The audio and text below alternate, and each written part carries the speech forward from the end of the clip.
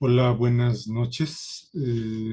Quien habla y saluda es Héctor León, profesor del Instituto de Filosofía y coordinador del área de educación a distancia de dicho instituto.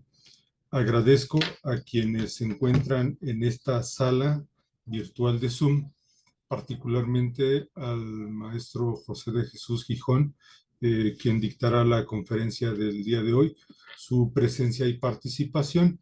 Eh, Jesús, buenas noches, bienvenido y gracias. Buenas noches, muchas gracias. Gracias a ti y por supuesto agradezco a quienes nos siguen por medio de la plataforma de Facebook en la cuenta institucional del Instituto de Filosofía. Explico para quienes nos siguen por primera ocasión o quienes no nos han acompañado en este ejercicio, en este seminario. El seminario del Instituto de Filosofía, que está titulado Problemas y Dilemas Filosóficos Contemporáneos, quiere ser un espacio de promoción y divulgación de la filosofía. En este espacio de diálogo, de reflexión, nuestra apuesta, nuestro interés es mostrar un conjunto de temas, de problemas que permitirían explicar problemas o dilemas contemporáneos. En ese sentido, la convocatoria es para cualquier persona, pero particularmente quienes se suman a este ejercicio son docentes del instituto o estudiantes o egresados del propio instituto, como es el caso. El día de hoy tendremos la participación en esta conferencia del mes de julio del maestro José de Jesús Gijón Santiago, cuya ponencia está titulada De la hermenéutica jurídica a la posibilidad de un derecho hermenéutico. Es importante que sepan que Jesús es egresado del Instituto de Filosofía. El Instituto de Filosofía, por decirlo de algún modo, es su casa, o como solemos decir en el argot, es el alma mater, aunque pueda tener otras almas, esta es una de esas almas, ¿no? Que alimenta. Eh, Jesús pues es ahora un profesor de filosofía, un egresado del instituto que se dedica, entre otras muchas cosas, a la docencia, a la promoción, a la difusión, a la divulgación de la filosofía.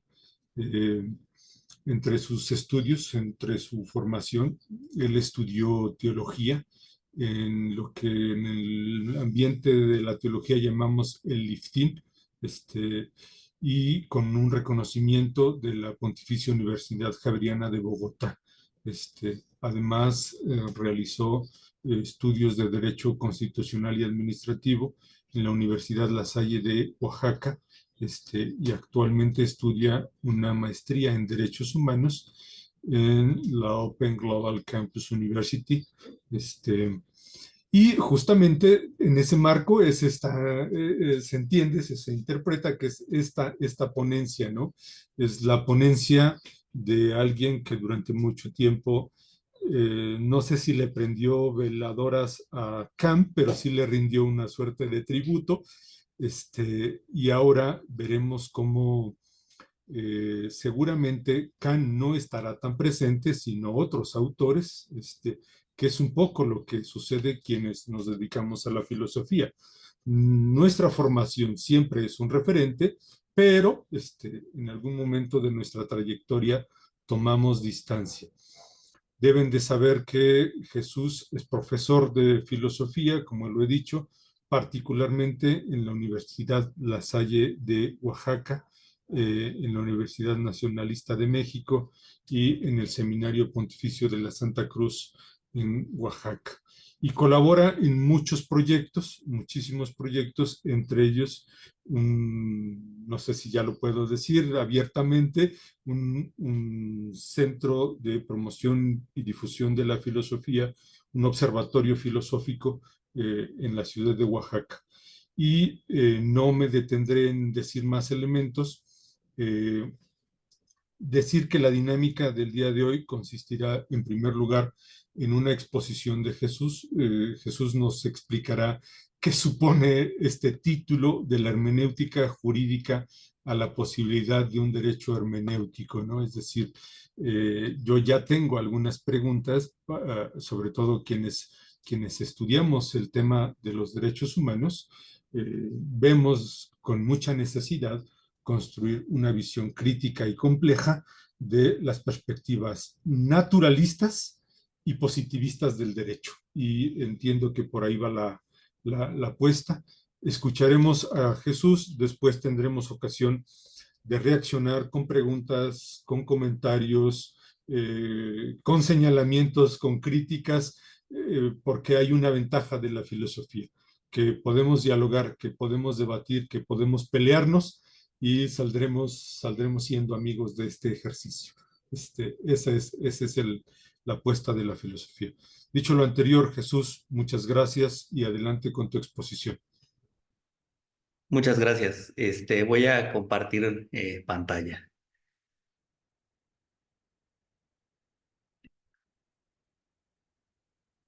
Ahí está. Bien, lo titulé así. Quiero inicialmente decir que técnicamente lo que haré en este encuentro es un planteamiento del problema, de un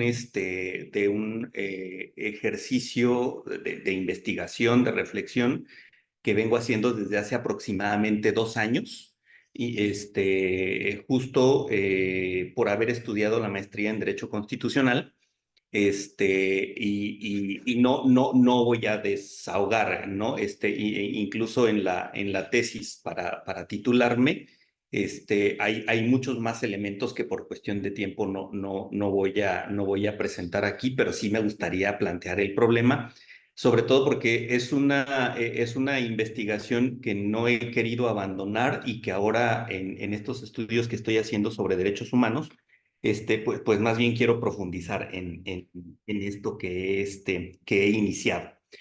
Lo titulo así: de la hermenéutica jurídica a la posibilidad de un derecho hermenéutico. Insisto en que hace 2 años concluí esta maestría. Me encontré este concepto de hermenéutica jurídica en una clase dentro de la maestría, en un módulo titulado Argumentación Jurídica. Dentro de la argumentación jurídica, dentro de la ciencia jurídica, hay varios modelos, ¿no? Dos bastante conocidos por nosotros son el de la lógica clásica, que durante mucho tiempo fue y sigue siendo usado en el mundo del derecho. Y uno más novedoso, incluso en el mundo del derecho han pasado ya también por pensadores como Russell, en algún momento como Wittgenstein, hablando de argumentación, y más recientemente en las últimas, ¿qué será?, 4 décadas, la hermenéutica ha entrado en juego. Pero dentro de un tema, sí se nota ya, es decir, puede notarse ya dentro de un tema o bajo un concepto clásico, es decir, hermenéutica, dentro de una asignatura, por decirlo rápido, titulada Argumentación Jurídica. Incluso en la Universidad de Alicante, en España, tienen un máster en argumentación jurídica en el que se dedica un buen tiempo a estudiar cómo se argumenta jurídicamente, ¿no? Cómo se debería argumentar en el ámbito de lo jurídico. Me llamó la atención que dentro de argumentación jurídica apareciera, insisto, como concepto de hermenéutica jurídica, porque, claro, por haber estudiado, no solo por haber estudiado filosofía, además por haber estudiado teología. Cuando yo leo hermenéutica jurídica, lo primero que me pregunto es cómo llegó la hermenéutica al derecho. Y no solo me pregunto eso, sino bajo qué presupuesto se plantea la existencia de una hermenéutica jurídica. Y ahí inició, digamos, un poquito la inquietud por profundizar en el tema.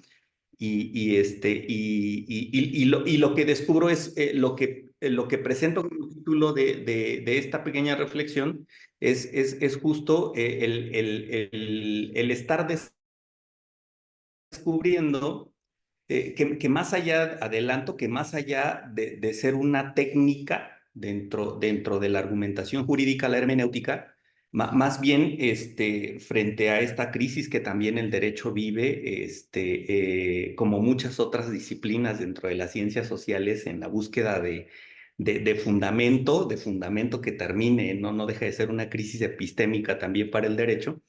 El que la hermenéutica llegue al derecho como técnica me llamó mucho la atención, como una mera herramienta, me llamó mucho la atención, pero que además exista un módulo ya dentro de la argumentación jurídica que se llame hermenéutica jurídica. Bien. Javier,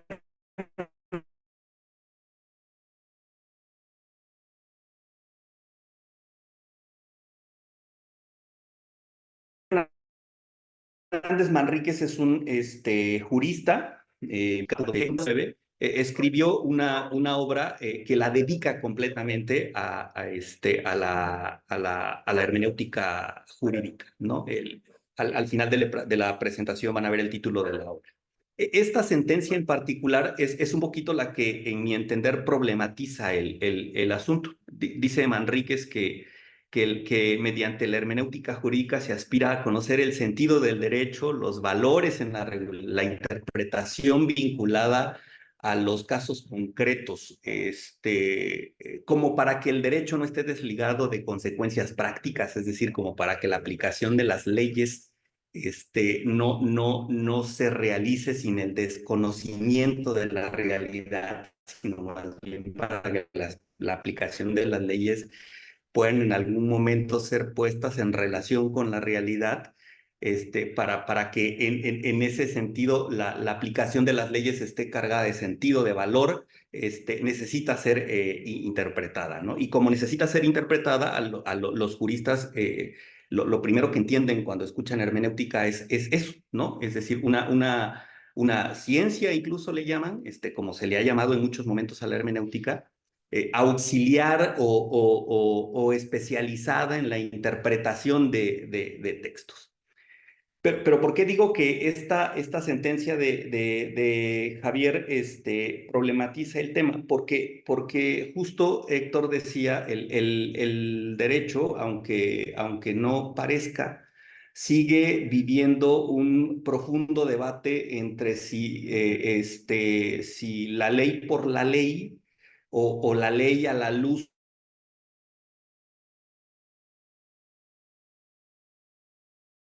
interpretación de los valores del momento, de si la ley a la luz de lo que el ser humano está ponderando como, ¿no? Este conflicto entre el derecho ius naturalismo y ius positivismo, y de hecho allá en España, justo en Alicante y en otras universidades hay dos españoles, Amado y Atienza, que discuten, ¿no? Uno defendiendo la dimensión positiva del derecho y diciendo que si la ley no alcanza, pues hay que devolverle del judicial al legislativo la tarea de legislar para que la ley alcance, y el otro diciendo que eso no es necesario, que también a la luz de lo que en algún momento se llamó en el mundo del derecho, derecho consuetudinario, se pueden tomar decisiones jurídicas y no se estaría faltando a la ley, esto que queda del naturalismo en el mundo del derecho. Está aquí presente, pues, ¿no? En esta sentencia esa tensión está presente, justo frente a una crisis del positivismo dentro del mismo derecho, es decir, el derecho actual sí vive una crisis, ¿no? ¿Dónde se puede observar en este momento de manera más clara entre las interpretaciones que hace la Suprema Corte de Justicia de la Nación, si han seguido las noticias últimamente, y lo que se dice en torno a esas interpretaciones, sobre todo este órgano, la Suprema Corte de Justicia de la Nación? Ahí se puede un poquito observar esta crisis, ¿no? Resulta que en México, en última instancia, la ley no se aplica, que se sería el positivismo. En última instancia se interpreta, se la interpretan los autorizados para ello, insisto, en última instancia la Suprema Corte de Justicia de la Nación, porque además son los expertos, son los que pueden acceder hermenéuticamente al sentido de las leyes, al valor guardado por las leyes, ¿no? Digo, esto es interesante y en sentido simple, sencillo, si se quiere, ahí observo un poquito el problema, ¿no? Pero ¿por qué este problema, ¿no? Es que inmediatamente después de eso, después de haber dicho que el derecho positivo o el derecho positivado no es suficiente, sobre todo cuando se trata de hacer justicia, que es algo que sigue presente en el derecho, y que hay que interpretarlo, ¿no? A la luz de la realidad misma, a la luz de los valores que están en juego, dice que solo se trata del arte de interpretar, y que quien lo hace debe hacerlo, solo de la norma jurídica en cuanto a su manifestación textual. No, si lo que está esto quiere decir que si lo que está consignado en el cuerpo normativo, en el sistema de leyes mexicano, por poner un ejemplo, alcanza para que la interpretación pueda ser o pueda servir para hacer justicia, entonces se usa. Si no alcanza, no se usa, ¿no? Sí, insisto en que a partir de eso me llamó la atención porque yo decía, bueno, hermenéutica sí, hermenéutica no, porque parece que lo que están entendiendo es que hermenéutica jurídica, por lo menos así como se dice en el ámbito del derecho, tiene que ver con aquello que se pueda interpretar según aquello para lo que la ley, la letra de la ley, alcance, ¿ah? Se trata incluso de un arte, de una técnica en dos momentos, ¿no? Una que tiene que ver justo con el intérprete, con quien además conoce la ley, por decirlo de algún modo. No solo la conoce, sino además sabe cómo usarla, un poquito sabe cómo fue construida y justo por eso puede en algún momento acceder a su significado, puede poner su significado en relación con la realidad. Y se refiere también al resultado, para que se comprenda qué es el resultado. La manera más sencilla de acceder al resultado de la interpretación en México es acceder a las sentencias de la Suprema Corte de Justicia de la Nación. Ahí está el resultado, ¿no? ¿Quién realizó, quién es el intérprete? Pues el ministro X de la Suprema Corte, que somete su interpretación de la norma al escrutinio de los otros 10 ministros que están en la Suprema Corte para ver si están de acuerdo con eso que se interpretó de la norma, y que al final, en una votación democrática, se decide si la interpretación propuesta se aplica, ¿no? Se implementa o no. Así funciona, ¿no? Insisto en que justo por eso ha llamado poderosamente mi atención, porque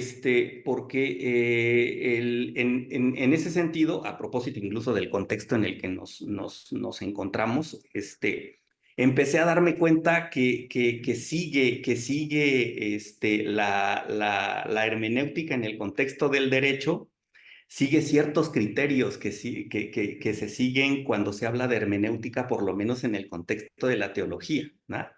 Existe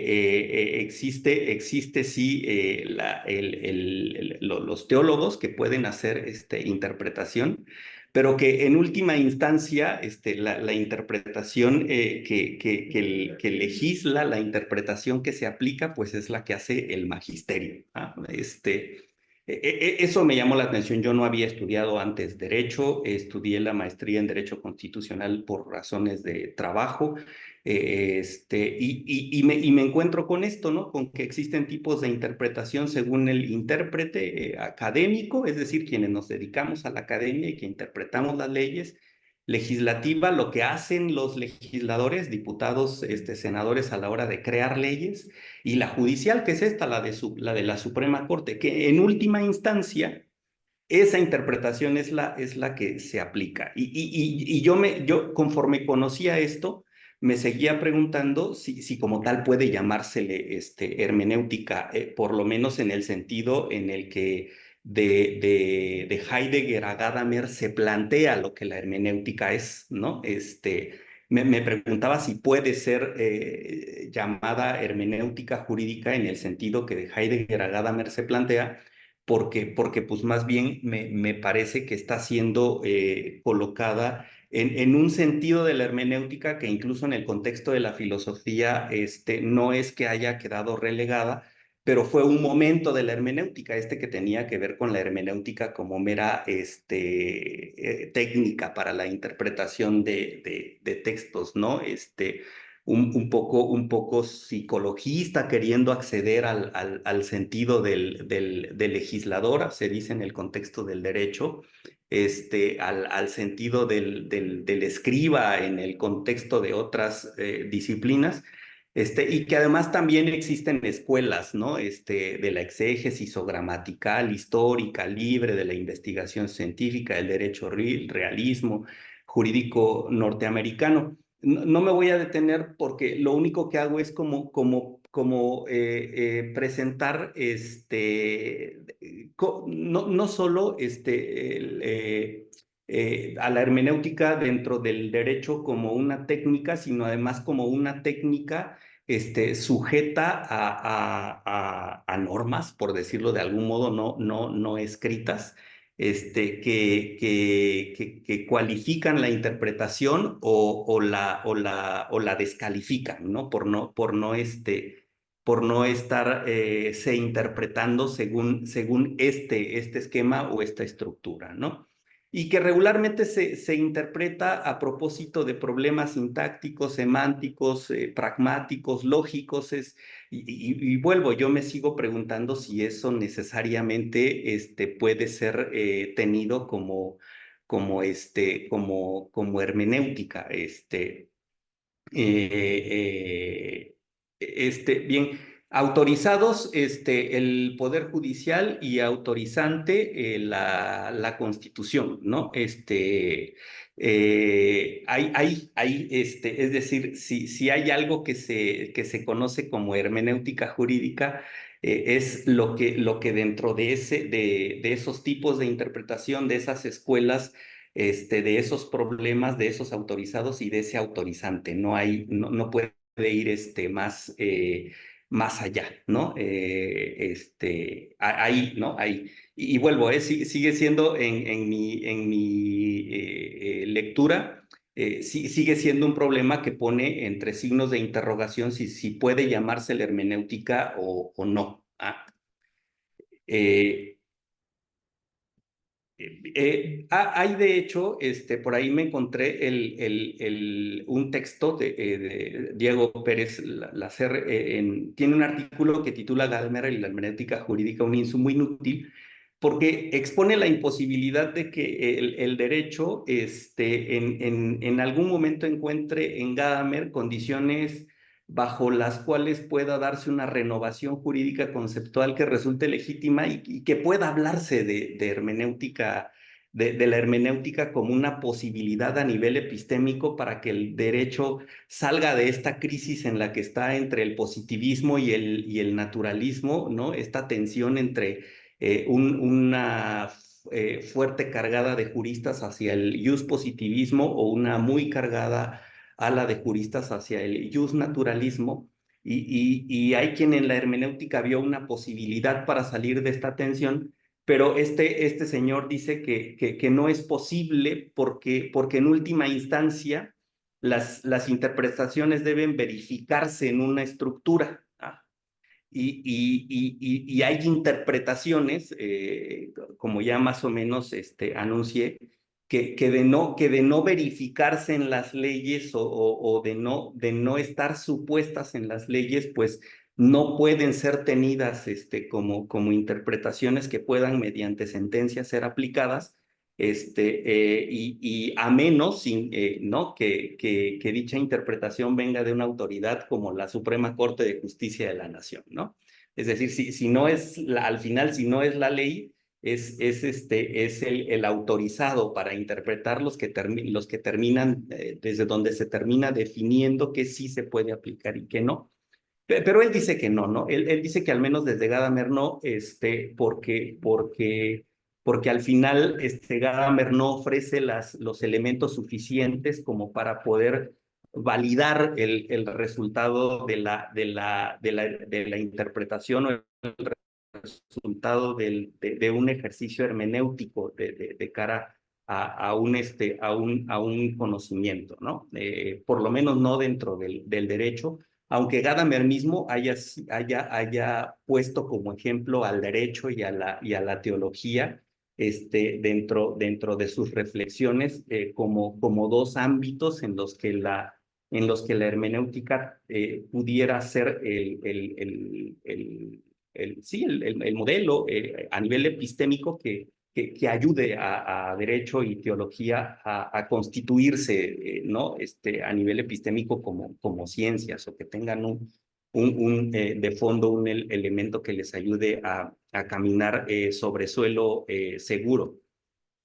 Y dice que no es posible por dos razones. O sea, yo me pregunto si de verdad no es posible porque él dice que hermenéutica e interpretación jurídica no son lo mismo, ¿no? Aplicada al derecho, la hermenéutica permite sí la comprensión, conocimiento de lo escrito en relación con quien lo autoriza de cara a un hecho, que es el intérprete, pero que quede claro que aquí el intérprete es el ministro, ¿no? El magistrado. Empero ese intérprete tiene frente a sí una estructura en la que debe verificar su interpretación y este es el marco normativo, es decir, si la interpretación no se verifica ahí, no puede ser legítima, ¿no? Al final hay una especie de regreso al derecho positivo. En ese sentido, lo que valida el conocimiento nacido del hermenéutico abordaje del derecho no es la comprensión-conocimiento, sino un académico, un legislador o la instancia autorizada para ello al final, ¿no? Que es el juez. Insisto, en el caso de nuestro país, pues la Suprema Corte de Justicia de la Nación, y a nivel internacional latinoamericano, la Corte Interamericana de Derechos Humanos, ¿no? Si hay un tema a nivel internacional es allá, y si hay un tema a nivel doméstico es la Suprema Corte de Justicia de la Nación, ¿no? Ahí, digamos, hay un tema, ¿no? Entonces, yo me sigo preguntando si de verdad no es posible ir más allá de esto, ¿no? Y vuelvo, ahí lo único que he querido inicialmente es un poquito plantear el problema en el que estoy, en el que he querido meterme, justo por estar estudiando, por haber estudiado Derecho Constitucional y por estar estudiando ahorita una maestría en estudios avanzados en derechos humanos.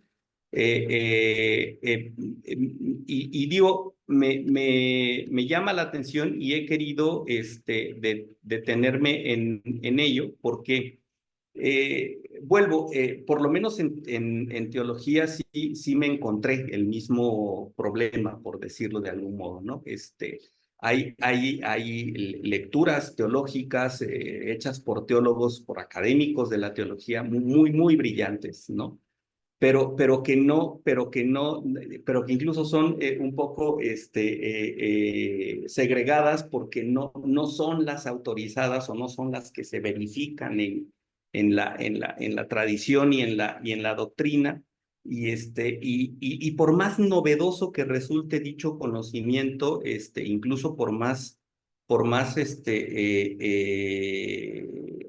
actual o que guarde una relación con la realidad presente, no es considerado. ¿Ah? Y agregaría que esto me llevó un poquito a revisar otra vez textos clásicos y esto que voy a decir es un poquito el resultado de una lectura personal, pero me voy a atrever a decirlo. Y al final termino descubriendo que la hermenéutica, por lo menos de Platón a Aristóteles, Me parece que es un modelo nociológico eclipsado, ¿no? Eclipsado por el gran modelo nociológico aristotélico, que sí hizo una gran taxonomía de la naturaleza y que ofreció, después de esta taxonomía, un esquema subordinado a ella, ¿no? De la lógica en el que se verifica todo razonamiento para dictaminar si puede ser tenido como válido y verdadero. Y lo otro quedó eclipsado porque al final incluso fue colocado como una especie de actividad taumatúrgica, el mensajero el intérprete del misterio, que además era el mediador y lo llevaba de un lado a otro, ¿no? Hermes, por eso es hermenéutica, ¿no? De los dioses al pueblo o del profeta al pueblo, y, y, y, y por ahí he seguido, ¿no? Como parece ser que sí hay dos, tres elementos para poder afirmar que pudiera tratarse de un modelo gnosiológico eclipsado, que después en la modernidad es recuperado justo frente a la crisis de la ciencia moderna, ¿no? De este modelo gnosiológico que le viene bien a las ciencias naturales, ¿no? Pero que cuando se trata de las ciencias sociales, pues es un modelo que no resiste, porque no estamos hablando de un conocimiento que se sustente sobre la relación sujeto-objeto, ¿no? Que es el de las ciencias naturales, que es de Aristóteles, y que más bien tiene que ver con una forma de sentir, pensar, la realidad que se traduce en interpretaciones sobre la realidad y que por no tener dónde verificarse, pues han sido técnicamente desechadas. ¿Ah? Y quizá por eso, con esto termino y abro al diálogo, y quizá por eso en el derecho, lamentablemente en mi juicio, se retorna a lo positivo, ¿no? O al positivismo. Prueba de ello es justo lo que está sucediendo en este momento. Conviene que la reforma al Poder Judicial se lleve a cabo porque lo que va a hacerse es apositivarse una comprensión de la realidad del grupo que gobierna en este momento al país y que además tiene que legislar y positivarlo para que se convierta en ley, porque de otra manera no podría quedar autorizada esta comprensión de la realidad, ¿no? Quizá por eso cada sexenio tenemos 20 reformas que nos vuelven a dejar como al principio, porque no hay la posibilidad de dentro del derecho, en lugar de estar haciendo reformas, abrir a la ciencia jurídica a una dinámica que tenga que ver con la razonabilidad, con la apertura a comprensiones de la realidad que tendrían que estar fundamentadas en las mismas razones que se ofrecen a la hora que se hacen. Y sí hay un ámbito para que incluso tenga Héctor la posibilidad de plantear, de presentar sus cuestionamientos. Sí hay un ámbito en el que se hace mucho hermenéutica, justo es en el ámbito de los derechos humanos, ¿no? Lo hace sobre todo la Corte Interamericana de Derechos Humanos, cuando le manda incluso al Estado mexicano a modificar sus leyes porque sus leyes son contrarias a lo que se entiende por derecho a la vida, por derecho a la libertad, por derechos, ¿no? Pero sigue siendo una autoridad, ¿no? El primero y segundo constitucional, digamos, son una especie de criterios abiertos a interpretaciones, pero abiertos a la posibilidad de interpretar, perdón, el derecho, ¿no? El principio pro persona, el derecho a la vida, el derecho a la libertad y tal, son criterios que dejan abierta la posibilidad de interpretar, sí, pero no puede hacerlo cualquiera. En el caso del Estado mexicano solo puede hacerlo la Suprema Corte de Justicia de la Nación y lo que ellos interpreten es lo que se aplica. Y a nivel latinoamericano, la Corte Interamericana de Derechos Humanos. No puede hacerlo nadie más. Es decir, si llega un abogado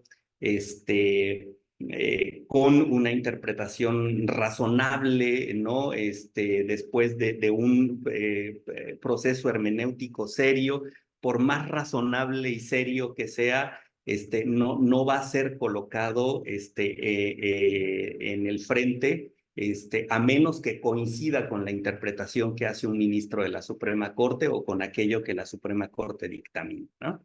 Sí se hace, los derechos humanos lo permiten, pero tiene que ser la Suprema Corte o tiene que ser la Corte Interamericana. Ahí es donde miro el problema y en eso sigo un poquito trabajando en este momento. Les agradezco escuchar.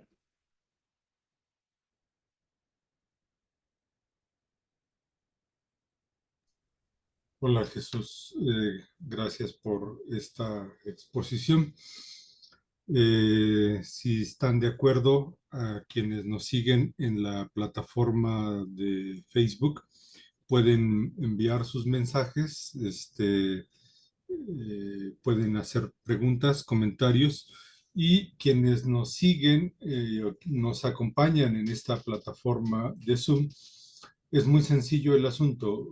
Pueden levantar su mano virtual preferentemente para llevar un orden o levantar su mano física, los que tienen prendida su cámara, como Delfín, que ya ha sido permanente participante de este programa, y siempre tendrá una pregunta, ¿no? Siempre tendrá una pregunta, siempre, pero se espera, ¿no? Es prudente, siempre se espera a la mitad del ejercicio. Bueno, la maestra nos acompaña en la sala, la maestra Natalie Aguirre, también egresada del Instituto de Filosofía. Este, Maestra, un saludo, buenas noches. Te pregunto si quieres tú misma presentar tu cuestionamiento, tu planteamiento, que Hola, hay. sí, sí estoy aquí, maestro. ¿Qué tal? Buenas noches a todos. Mi duda es bastante concreta respecto a la docencia, ¿no? Estuve estudiando los protocolos que están vigentes en la nueva Escuela Mexicana para la Educación Básica y me di cuenta de muchas ausencias legales que existían, porque independientemente de que existan protocolos, pues como abogado sabe que no hay nada encima de la ley y es muy fácil decir pues el desconocimiento de la ley no te exime de tu responsabilidad. La pregunta concreta es así. eh, Se da el caso de muchos profesores en la educación básica que tienen trastornos y no se dan cuenta porque no fueron diagnosticados a tiempo. Por ejemplo, el trastorno de déficit de atención e hiperactividad o en general es el primero que se me viene a la mente, algún trastorno que son palabras o trastornos relativamente nuevos diagnosticados. ¿Por qué? Porque cuando nosotros éramos niños no existían ese tipo de diagnósticos y por lo tanto deja lagunas totalmente jurídicas porque muchos maestros están dando clases, se diagnostican ya después, ¿no? Ya casi a punto de la jubilación. ¿Y quién los defiende? O sea, yo sé que existen en algunos momentos hemisferios sindicatos, pero es muy fácil decir, se retira de su cargo, según los protocolos, se retira del cargo estar frente a grupo porque no, pues no está capacitado para hacerlo, ¿no? Entonces, eso dejar de vulnerable o dejar de lado los derechos de los maestros, porque siempre se va a defender por obviedad a los menores de edad, ¿no? Y la integridad de los mismos. Pero humanamente, como docentes, que es algo sorpresivo, es algo nuevo este tipo de trastornos, el dejarlo fuera de la jugada y decir solamente, pues tú te vamos a excluir porque no estás capacitado, y la ausencia de leyes que regulen, porque todos los protocolos indican a separar al docente de su cargo, eso implica dejarlo al docente, pues sin herramientas o vulnerable frente al derecho. Entonces, como bien lo mencionaban, ¿no? Este tipo de hermenéuticas o interpretaciones le corresponde al Poder Legislativo. Sin embargo, no todas las propuestas de ley o no todas las voces son escuchadas. Entonces, ¿qué pasa ante la vulnerabilidad de estos derechos? Y también tengo otra pregunta, ¿no? Como maestra de secundaria me he dado cuenta que las faltas de respeto de los adolescentes frente a los maestros cada vez son más profundas, ¿no? Y no todos los docentes pues saben cómo manejarlo. Precisamente quizás alguno tenga un trastorno y no sepa cómo manejarlo. Entonces, ¿qué sucede para el caso de esta vulnerabilidad hacia los docentes y donde está imperando la defensa de los derechos de los menores sobre los derechos de los trabajadores? Sí, sí, fíjese que justo esta reflexión y esta búsqueda en la que estoy me ha llevado a mí a plantear incluso la existencia de una especie de voy a decirlo rápido, ¿no? De tiranía de los derechos humanos, por lo menos de este discurso occidental sobre los derechos humanos, sobre todo porque no, los protocolos mismos de actuación, que no son una norma, pero que descansan sobre un discurso que, por cierto, tiene a nivel internacional protección en el caso de México, porque ha suscrito acuerdos a nivel internacional a propósito de los derechos de niños, niñas y adolescentes y serán siempre, siempre privilegiados. Entonces no necesitan estar positivados todos los asegúnes de estos derechos de niños, niñas o adolescentes para ser mediante protocolos específicos privilegiados porque se juzga en perspectiva. En ese sentido, ninguna otra razón como las razones que usted acaba de ofrecernos es válida, ¿no? Porque se ha consignado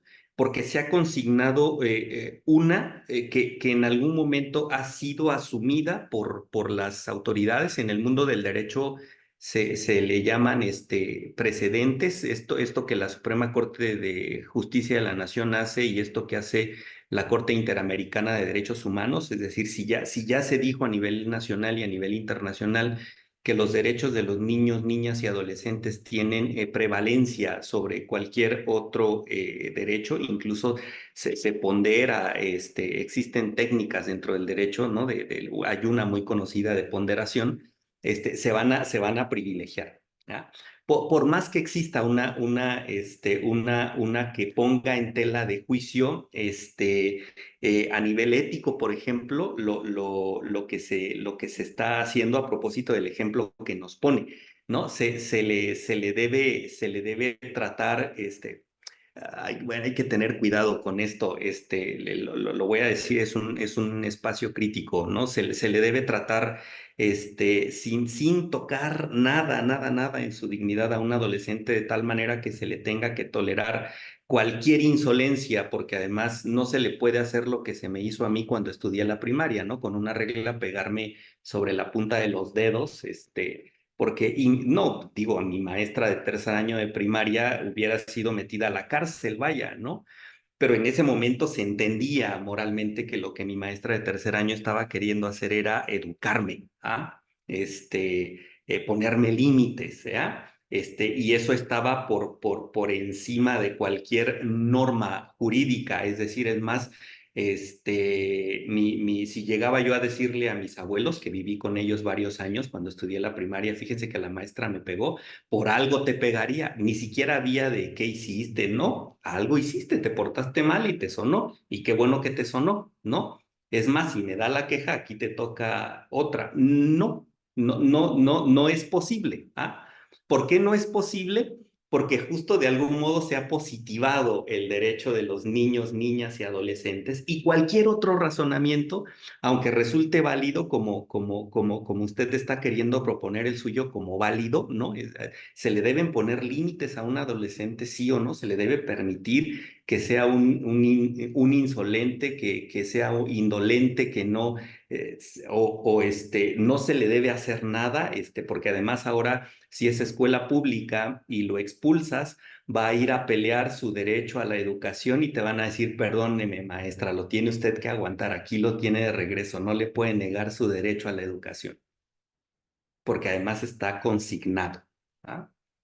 Y por favor, pobre de usted donde le grite y no, y tóquelo y espérese lo que viene de regreso. Y ahí lo tiene que tener. Por más válido que sea el razonamiento de los límites, de educarlo, ¿no? Que pueden ser éticamente muy razonables, ¿ah? No, no, no, no puede, maestra, ¿no? ¿Por qué? Porque la interpretación válida es aquella que ya de algún modo se positivó, se consignó y que está queriendo de algún modo también resarcir todos los abusos, y que no se vuelvan a presentar, por eso alcanzan estas dimensiones.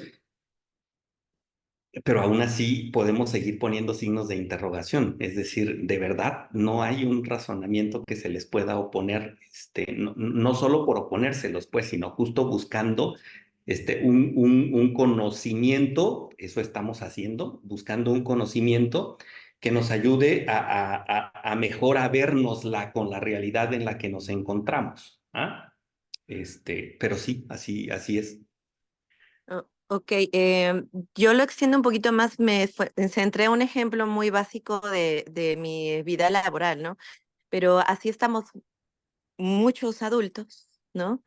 Eh, que estamos trabajando con masas y que quizás esas masas no sean adolescentes o no sean menores de edad y que estén al frente y precisamente por el desconocimiento de su psique, de su existencia, lo hace ser como es, pero en realidad estamos frente a algún trastorno, alguna enfermedad.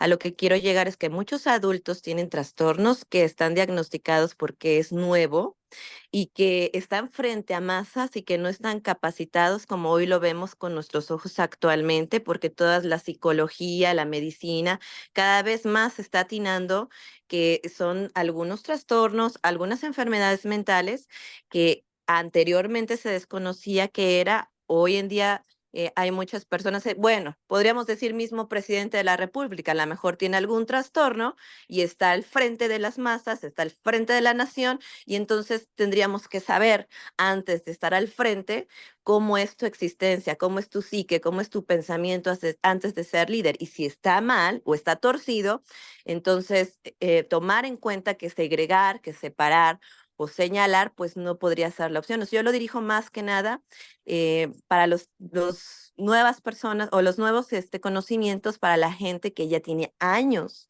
al frente de las masas. Ok. Gracias, Natalie, por esta acotación, precisión. ¿Tienes reacción, Jesús, a esta segunda intervención? Es que sí, sí, pero justo, a ver, aunque exista incluso un diagnóstico, un gran tema del derecho es que funciona a nivel epistémico sobre la generalidad, ¿ah? Tendría porque en algún momento le sucede lo mismo que le sucede a la ética en esta búsqueda de principios universales. Por más que Adela Cortina haya insistido con el tema de los mínimos, hay quien insiste en la búsqueda de universales. El derecho en algún momento dice, bueno, si nos detenemos en cada caso y tal, a revisar cómo está su situación, y parece ser que ha renunciado a ello y funciona a partir de principios generales. Y entonces, si usted quiere de volver la mirada sobre un caso particular en el que, si quisiéramos, por el ejemplo que pone, decir que el presidente de la República habría que ver si está facultado o no, y primero habría que llevarlo, primero habría que demostrar que efectivamente tiene un impedimento y ese impedimento después meterlo a un proceso jurídico, político, para que deje de serlo. En Estados Unidos en este momento está el tema de si Biden no, por los años que tiene. Biden dice que sí, el derecho se lo permite y ahí está Biden. A muchos nos queda claro que Trump no podía, no podría, no tendría por qué gobernar un país, lo va a gobernar muy probablemente, y el derecho se lo permite, lo que está positivado se lo permite. Y si gana las elecciones, está no solo está calificado para que lo haga, a menos que se demuestre algo, ¿no? Y podría hacerse, vaya, pero no es un camino sencillo. Por poner un ejemplo rápido, si en algún momento quieres hacer eso, pues pueden pasar 1 o 2 años o 20 años jurídicamente. Bueno, gracias Jesús por esta reacción, lo cual nos pone un tema, si siempre los derechos van acorde con las exigencias de la realidad, ¿no? Porque es muy probable que una sea la vereda de la realidad y otra cosa sea la vereda de la idea de los derechos humanos y otra bien distinta la del derecho. Puede ser que ni siquiera caminen en caminos paralelos, sino van por distintas rutas en distintas vías del tren, ¿no? Pero bueno, ahí tenemos ese desafío. Vamos a solicitar a Delfín que prenda su micrófono y que nos diga su palabra. Eh, Buenas noches, ¿me escuchan? Ahí te escuchamos, colega. Sí, buenas noches. Primero que todo, gracias por la ponencia, mi estimado José de Jesús. Yo entré un poquito tarde, 10 minutos tarde, lamentablemente tenía un problemita con la computadora. Y bueno, escuchando todo y sobre la compañera Natalie, ¿verdad? Eh, Le presté un poquito bastante atención a la problemática de ella versus a la ponencia, ¿verdad? Que es la hermenéutica jurídica.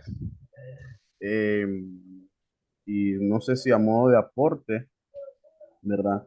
Por lo menos acá en Panamá, eh, nosotros los docentes quizás tenemos algo de relación con lo que ella está explicando sobre el marco legal que puede llegar a proteger a un docente, hasta dónde lo protege el marco legal versus cómo protege la ley al estudiante o al adolescente, ¿verdad? Eh, por lo menos acá nosotros sí nos apoyamos bastante en lo que son las asociaciones de profesores, de maestros, que tengan una asesoría legal que nos lleguen a apoyar a nosotros, porque dentro del Ministerio de Educación, si el docente se llega a equivocar o llega a cometer alguna falta, el Ministerio de Educación sí acá no andan con juegos para quitarle el pan al docente. Sin embargo, em, también acá en Panamá, con respecto a ese tema de los trastornos en los adultos, ¿verdad? Eh, Lamentablemente, no sé cómo trabajan en México, pero aquí en Panamá sí, hay muchos docentes o hay muchos profesionales que al día de hoy están siendo diagnosticados con algún tipo de problema, ¿verdad? Sea mental o como sea. Eh, Sin embargo, el Ministerio de Educación solamente nos pide a nosotros un examen psicológico una vez que tú ingresas al sistema educativo. Ejemplo, si yo tengo 15 años trabajando, en esos 15 años solamente me han pedido un examen psicológico. Y al final del camino, como mencionó la compañera, cuando ya a la persona le quedan pocos años para jubilarse, es que uno detecta que esa persona no está bien, pero el Ministerio de Educación, por lo menos acá, nuevamente hablo de mi país, de Panamá, mientras que él pueda estar de pie en un salón de clases y pueda sostener un bolígrafo, pueda sostener un marcador y seguir dando su clase, dele. Cosa que no está bien, en mi parecer no está bien porque eh, eso se da para que surjan casos como el que ya mencionó, que aquellos estudiantes que le faltan el respeto al docente y todo lo demás, porque van a tender a burlarse del docente. Por lo menos yo tengo mi hijo que tiene 13 años y él tiene un profesor de música. El profesor de música no está muy bien porque habla solo, se ríe solo, está bastante malito. Yo le trato de enseñar a mi hijo de que ante esa circunstancia él debe tratar de mantener una postura correcta y un respeto correcto hacia su profesor, porque el profesor tiene un problema, pero no puede ser objeto de burla. Y creo que es allí donde nosotros como docentes como personas amantes de la filosofía, es donde nosotros tenemos que ir rompiendo con esa educación anterior o esa mala educación que han tenido nuestros estudiantes o algunos hijos de otras personas, ¿verdad? En ir cambiándoles esa forma de ver la realidad, en ir cambiándoles esa forma, a ayudarlos a cambiar esa forma de actuar, de pensar, de tratar de que si en casa no te han educado bien, pues nosotros, con una buena filosofía, enseñarle de que eh, todas esas características que ellos tienen no van acorde a lo que de verdad debe de ser el ser humano. Entonces, depende de nosotros, ¿verdad? Tanto docentes como aquellas personas que practican la filosofía, ir rompiendo con eso. Ahora, eso es para colaborar con la compañera Natalie. Ahora, mi pregunta sí va directo a lo que usted estaba explicando, profesor José, sobre que los derechos de los niños o de los adolescentes, no sé si entendí mal o qué, pero como que estaban por encima de cualquier otro derecho. No sé si me confirma. Sí, de hecho se pueden privilegiar. Ok, Cuando se pondera, se pueden privilegiar.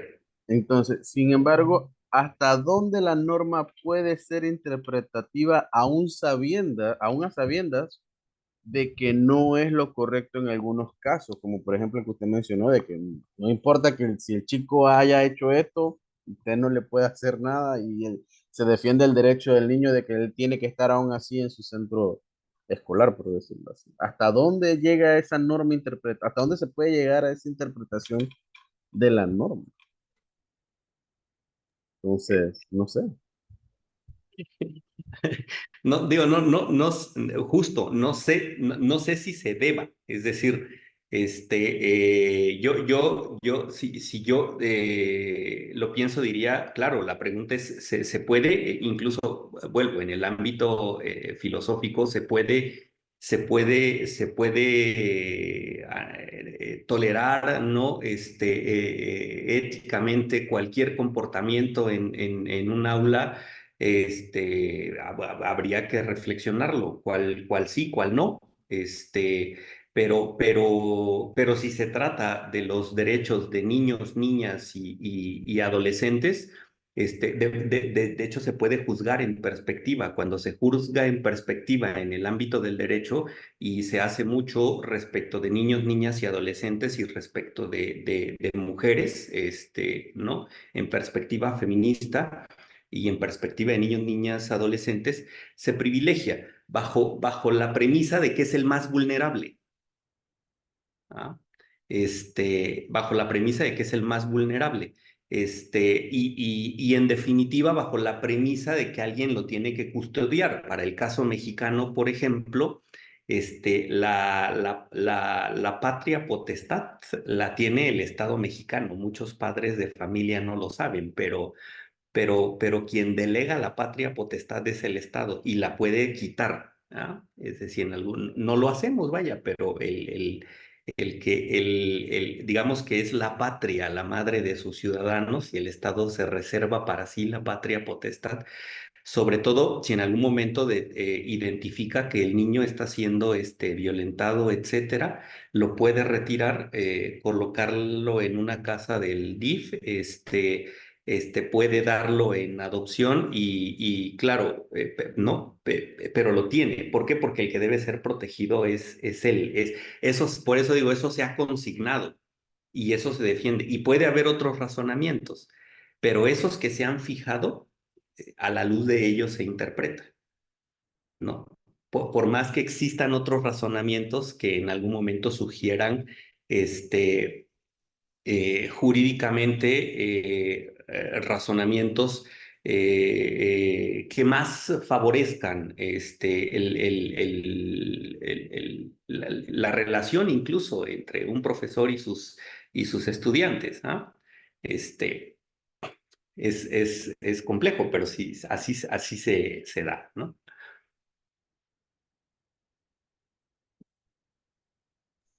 Gracias, Delfín, y gracias, Jesús, por esta reacción. Ahora ha levantado la mano también, Yanel, constante y permanentemente presente en este espacio.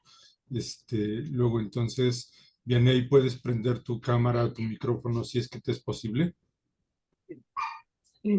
Sí, buenas noches. ¿Sí me escuchan? Ahí te escuchamos y te vemos. Gracias. Es que siempre tengo un poquito inestable mi internet. Bueno, yo quiero felicitar al doctor Jesús por esta conferencia y quiero hacer una pregunta. Hay un punto muy importante que usted mencionó sobre que hermenéutica e interpretación jurídica no es lo mismo. Entonces, es como, bueno, es que como yo no tengo muchos conocimientos de derecho, por eso me pareció interesante, porque yo sí suelo confundirlas. Aquí estaba pensando yo en una cuestión. Ay, ¿me permiten un segundo, por favor?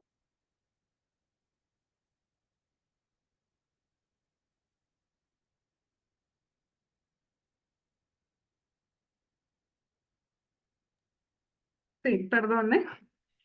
Bueno, yo aquí estaba pensando en una cuestión de lo que es el derecho a la educación, en la educación básica, que aquí en México hay un marco normativo que se desprende del Plan Nacional de Desarrollo, creo que así se llama, lo que es la UNICEF, lo que es la Ley General de Educación, lo que es la Ley General de Protección de los Derechos de Niñas, Niños y Adolescentes y la Constitución Política de los Estados Unidos Mexicanos en su artículo 3º. Entonces, con base en ese marco normativo, se establece el derecho a la educación y de ahí se desprenden políticas públicas que van a permitir garantizar ese derecho a la educación. Aquí en México, como sabemos, es obligatorio hasta el nivel medio superior, desde el nivel de preescolar hasta el nivel de educación medio superior. Mi pregunta es, ¿cómo se determina que esas políticas públicas son una interpretación apegada a ese marco normativo que va a garantizar el derecho humano a la educación? ¿De quién determina si esas políticas públicas son las adecuadas? Como en el caso de la beca del bienestar Benito Juárez, que es una política, un programa que se desprendió de una política pública para garantizar el derecho a la educación aquí en México a nivel medio superior. Pero ¿cómo se determina que esa es la mejor opción que hay para garantizar ese derecho, para que los adolescentes no deserten de la preparatoria, para que sigan adelante? ¿Y cómo se determina eso? ¿Quién lo hace? Es mi pregunta. Gracias. Gracias. De hecho, justo esa pregunta es interesante porque decía yo al final de lo que exponía o planteaba, que justo son los derechos humanos, el derecho a la educación es un derecho humano, justo son los derechos humanos los que de algún modo han ampliado las posibilidades, abierto las posibilidades para que el marco normativo en torno a la educación se interprete. ¿No? Es un poco, voy a decir, no sé, probablemente se comprenda más a partir de esto que voy a decir. Interpretar el marco normativo a la luz del derecho a la educación permite hacer política educativa, trazar políticas educativas, ¿ah? Porque descansan justo en un derecho que no tiene un contenido fijado. Cuando uno dice derecho a la educación incluso, perdón, habría que decirlo, no se trata solo de ir a la escuela. Si se resolviera con el solo hecho de ir a la escuela, si la educación quedara constreñida ¿no? a la formación académica, incluso estamos reduciendo el concepto en una bien entendida filosofía de la educación. Educación no es igual a escuela, pero políticamente se entiende así. Es decir, vamos a garantizar, no solo vamos a garantizar el derecho a la educación, consolidando la posibilidad de que todos los niños, niñas y adolescentes hasta el bachillerato asistan a la escuela, cumplan por lo menos con los estudios de nivel medio superior. En este momento de tres formas en México: que haya escuelas, que tengan apoyo económico para que no abandonen la escuela y potenciar los famosos derechos de cuarta generación, que son los derechos de acceso a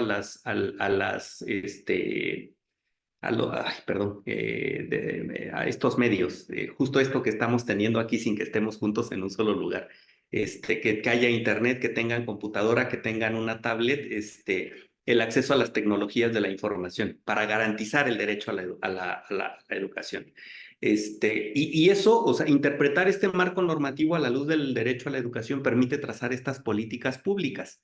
Entonces, el Ejecutivo argumenta, vamos a procurar que se acceda al derecho a la educación mediante el financiamiento puntual para que no deserten cuando se trata de cuestiones económicas, ¿no? Y entonces les están dando 3,800 pesos bimestrales para que tengan un soporte que impida que los papás, sobre todo en lugares de alta marginación, no le digan a los adolescentes después de la secundaria, ¿sabes qué, hijo? Hasta ahí, ya no eres niño, ya aguantas un bulto de cemento y ya te puedes ir para el norte, ¿no?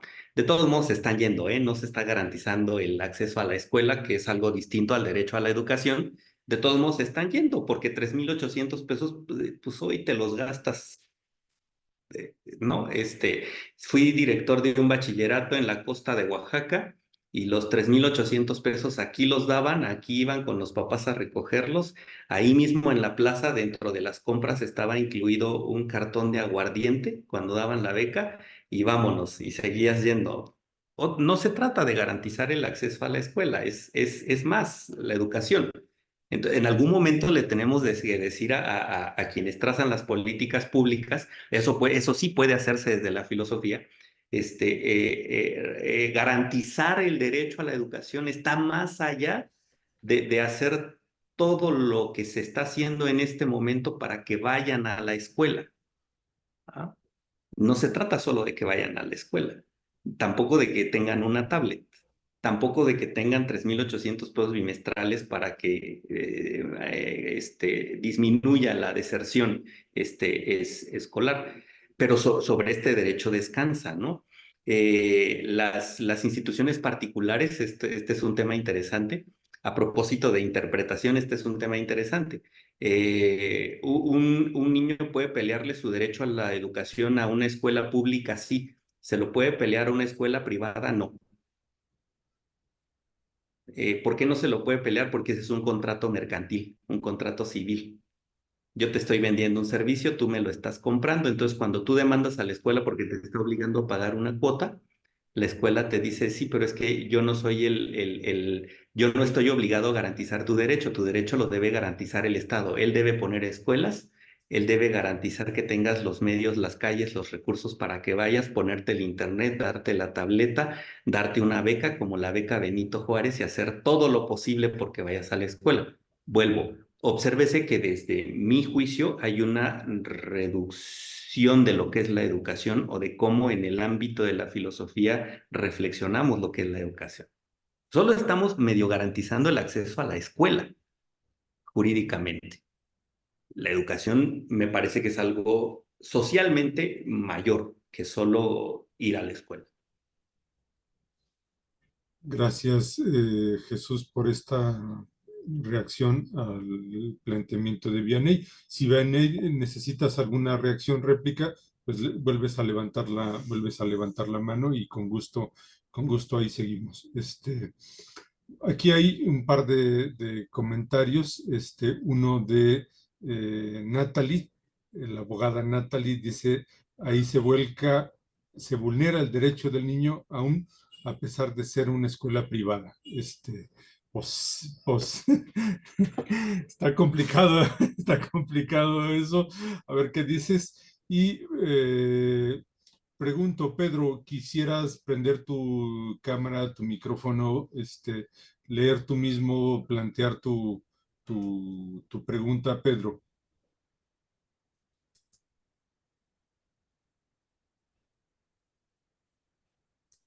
Pedro, ¿ahí nos escuchas?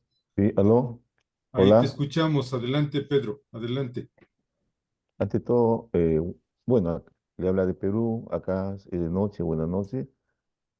Y muy interesante la temática, porque, digamos, cuando hablamos de hermenéutica prácticamente nos despierta una serie de aspectos de la vida misma, y no solamente en la parte jurídica, sino también en todas las disciplinas, digamos, del conocimiento humano, ¿no? Porque, como saben, el quehacer diario son interpretaciones, ¿no? Pero voy a la pregunta en sí que quería yo formularlo al expositor que nos está, digamos, dando esta charla. Mi pregunta era así, no, era así, ¿no? La hermenéutica jurídica es una práctica que está dirigida, se puede decir, para los especialistas, podemos decir el juez, los legisladores, pero su interpretación no se, no se puede decir que es lo absoluto, lo irrefutable, porque sabemos que para ello partimos de supuestos como leyes, normas y jurisprudencia, porque sabemos que la interpretación está en función de la percepción cognitiva, ¿no? Del intérprete, se puede decir así, o del especialista. Y como tal, habría controversias, digamos, con otros especialistas en cuanto a la interpretación del caso o el tema, ¿no? De ahí es que, por ejemplo, y ya que han tocado l- el tema en sí con aspecto de la educación, es por eso que en- se puede decir, a veces las normas educativas cambian, a veces por los gobiernos o por los mismos elementos que manejan los ministerios. Y muchas veces, a veces, los que practican en sí, están en el campo de la educación, a veces no hay conformidad, porque a veces uno considera, en lugar de avanzar, estamos retrocediendo. O sea, no estamos yendo hacia a niveles más progresivos. De ahí era esta mi pregunta, ¿no? Que cuando tocamos el tema y, y los especialistas que manejan estas materias, no todos coinciden, ¿no? Eso era la pregunta que yo quería hacer. Gracias, Pedro, y saludos hasta el mundo peruano. Adelante, Jesús. Sí, sí, claro. De hecho, yo tengo, últimamente me he detenido en un tema en concreto en México. No fue suficiente, a propósito de que llevamos en México más de 500 años de la casual visita de los peninsulares a estas tierras. 500 años después, hace no más de 6 o 8 años, en la Constitución Federal aparecieron consignados, no era suficiente la categoría de humano y colocamos la de afromexicano. Para ya terminar de decir, Susana Harp, senadora por Oaxaca, influyó para que por fin la categoría de afromexicano, afrodescendiente, apareciera en la Constitución Federal. En la de Oaxaca ya existía porque tenemos comunidad negra en la costa, en la de Guerrero también, en la de Veracruz, me parece. En estas tres ya existía porque era evidente, los teníamos ahí en la costa y entonces ya eran, ¿no? Pero en la federal y en la Ciudad de México antes de la federal, en la federal hace 5 años, más o menos. ¿Ah? Y por cierto, vino de la academia, ¿no? Vino de la academia la categoría. Porque necesitamos que se positivara, porque la interpretación que se hacía respecto de sus derechos y visibilización, por más elocuente que fuera, aún en el ámbito jurídico, no era suficiente. Y entonces Susana Harp, una legisladora, empuja que se incluyera en la Constitución la categoría y ahora ya es mexicanos, comunidades indígenas y afromexicanos, afrodescendientes, dice ahí la Constitución. Entonces ya podemos jurídicamente hablar de ellos. No bastaba, es decir, no era suficiente la categoría de humano. ¿Por qué pongo el ejemplo? ¿Ah?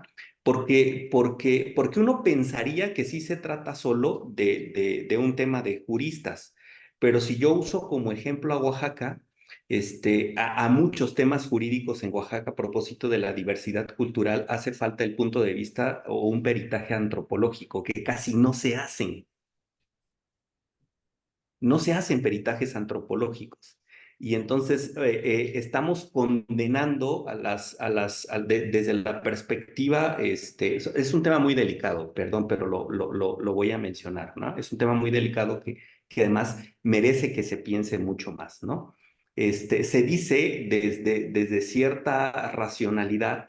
¿Cómo es posible que comprometan a la menor en la comunidad X de Oaxaca con el señor por 2 vacas y una caja de cervezas?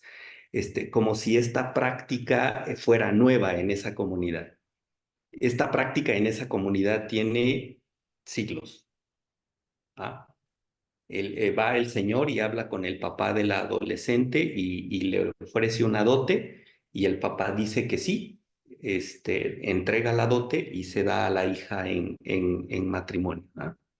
Y de pronto incluso nos escandalizamos como si los europeos no lo hubieran hecho y se lo queremos prohibir a la comunidad X.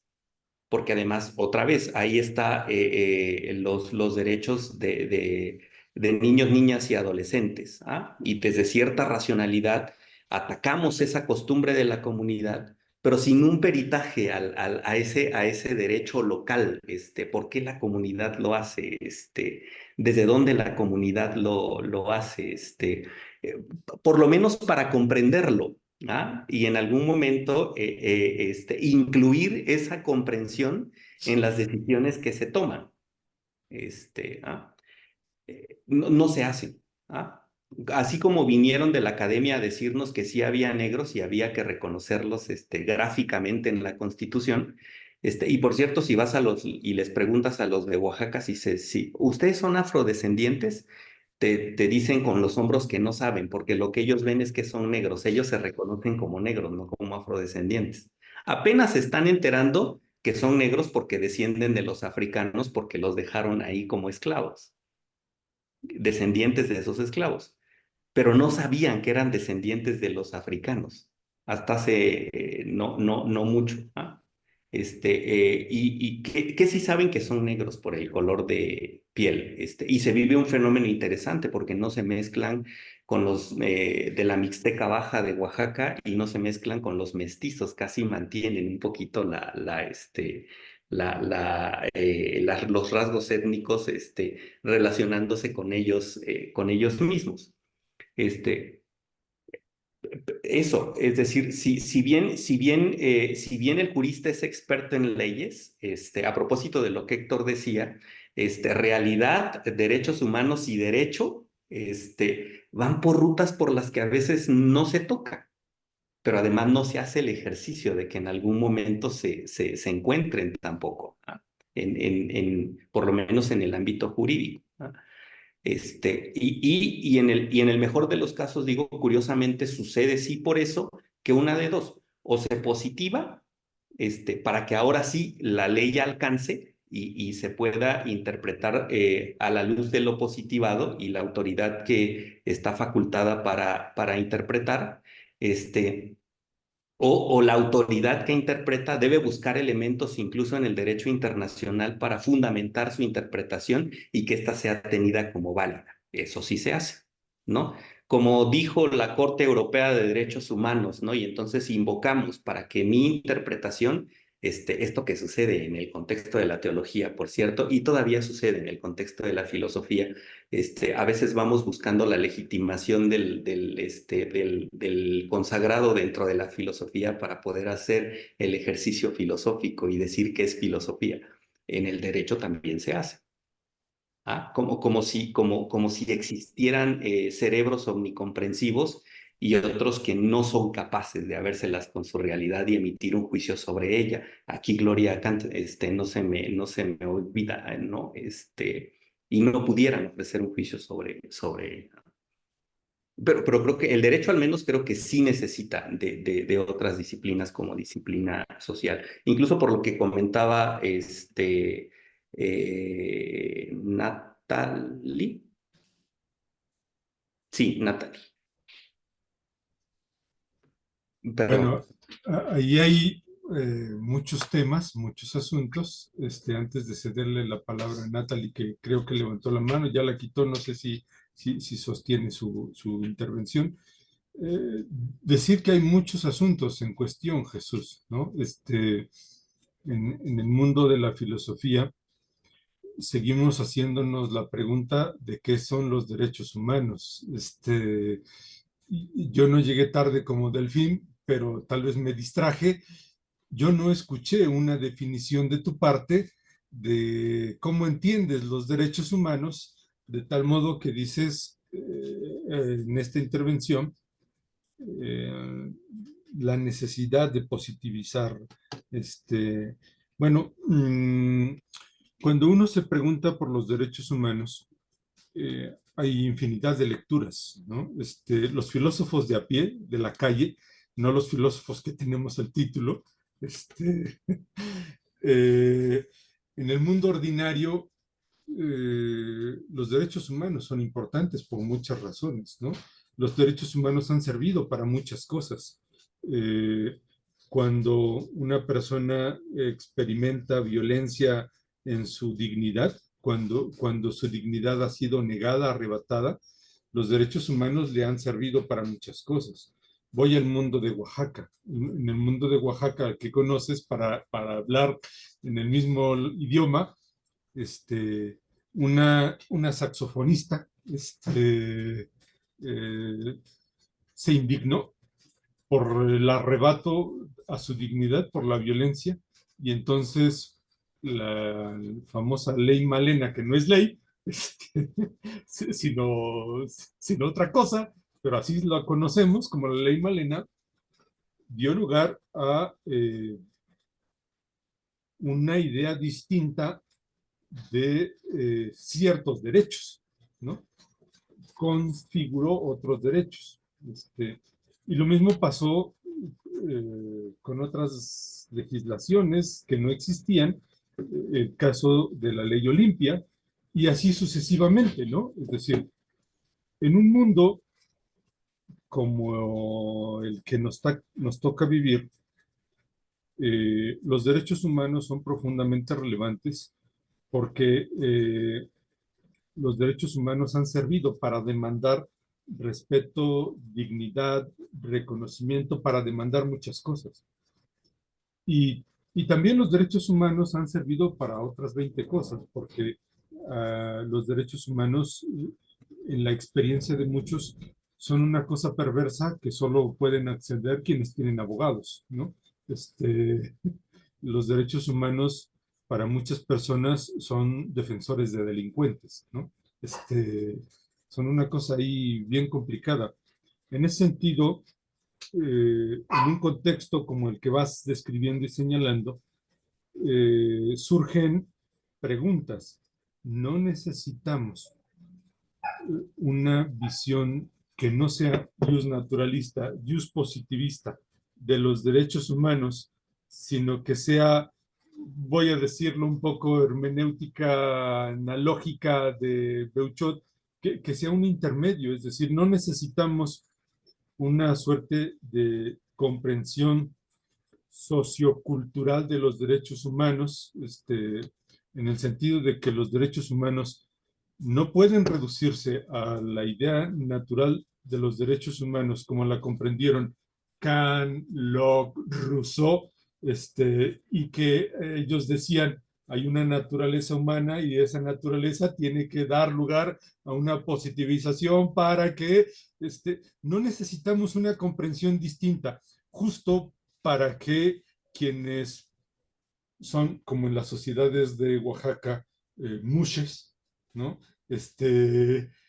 Que no están en el marco de la naturaleza, sino que se salen de la naturaleza, tengan derechos. No necesitamos una idea distinta de los derechos humanos porque, a ver, las mujeres tienen derechos, demandan derechos, pero no da lo mismo ser mujer blanca, liberal, burguesa, que ser mujer indígena, y menos ser mujer indígena negra y mujer indígena negra lesbiana. En ese sentido, la pregunta que pongo sobre la mesa es, no necesitamos. La primera pregunta fue, ¿qué carajos son los derechos humanos? La segunda pregunta es, no necesitamos una idea que rompa con el colonialismo, con la idea de que los derechos humanos surgieron en Europa con las visiones de Bill of Rights, la Declaración de los Derechos del Hombre y del Ciudadano. No necesitamos otra historia, no necesitamos una definición que rompa con la idea que está en la Declaración Universal de los Derechos Humanos, con la idea moderna, burguesa, anglosajona, que está en nuestra Constitución. Ahí las preguntas, no me respondas, si te parece, escuchemos a Natalie, a Vianney, y a ver qué nos puedes responder a los tres en conjunto para que podamos tener tiempo de diálogo. ¿Te parece? Sí. Vamos a escuchar a Natalie. Adelante, maestra.